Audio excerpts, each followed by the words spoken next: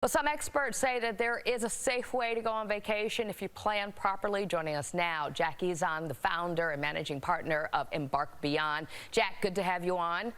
Thanks for having me. So you know all New Yorkers have been watching the chaos in Miami Beach, the partying going on, jumping on cars, police struggling to keep control of everything, and now they extended with the emergency curfew in place. Exactly what the CDC was concerned about. What's your reaction? Look, I mean, it's very sad looking at it from New York, especially because we're kind of so conservative here.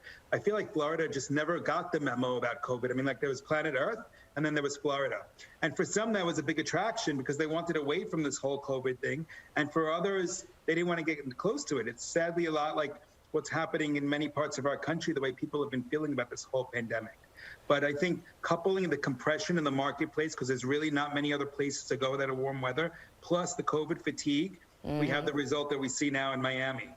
I know a lot of people, Jack, who say that they are not going to get on a flight unless they're going overseas. If it's domestic, they're going to drive wherever it is. But yet we just saw on Friday the bustle of passengers back to the airlines. But there are precautions that they're taking, right? Yeah, you know, it's very interesting. I think people are shaming traveling. The CDC has very clear guidelines on how to travel responsibly, and I think that's the whole key, is travel responsibly, be responsible, and go exploring. You don't need to be stuck home. But there's guidelines, follow them, wear a mask, be courteous, even if you're vaccinated, and the world is still there to explore whatever's open for us to explore. But we know that not all countries are equal when it comes to attacking COVID. So what are you telling your clients about planning a trip when it comes to hotels, safety measures, renting a property, and the protocols, and if you get, God forbid, sick? Yeah, so very good points. So we really have a whole complete rundown of all the properties that we sell. We're really only directing clients to the ones that we know properly clean, because some of them are giving them a bad rap. They use COVID as an excuse not to have, housekeeping services for every 3 or 4 days, and that's not clean and that's not cool. So we're very clear in navigating risk for our customers and really focusing on what's going to be open. For example, Turkey, Greece looks very promising to be open this summer, and that's where we're directing people where if they want to go to the Mediterranean, other countries are not going to be likely. What about the cruise industry? Preparing for a comeback, Royal Caribbean and Celebrity Cruises, they say they're going to start this coming summer.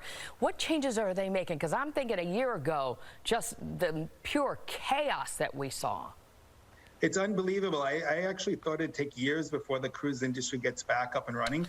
But strangely enough, almost every cruise line is full for 2022. It's incredible. They've put in so many guidelines in place. I think that people actually feel more comfortable. You need to either be vaccinated or have a negative COVID test right before boarding. They're extremely stringent with tracing and making sure that everyone is compliant with many social distancing and many rules by many guidelines that I think they've had a whole committee really look at this very intently. And of course, it's going to be a work in progress like everything else has been. Jack, where can folks find you? Thanks. Jack Ezon, at Jack Ezon is my Instagram, or Jack at embarkbeyond.com. Thank you so much. All right. Great to have you on. Good to see you. Thank you, Jack.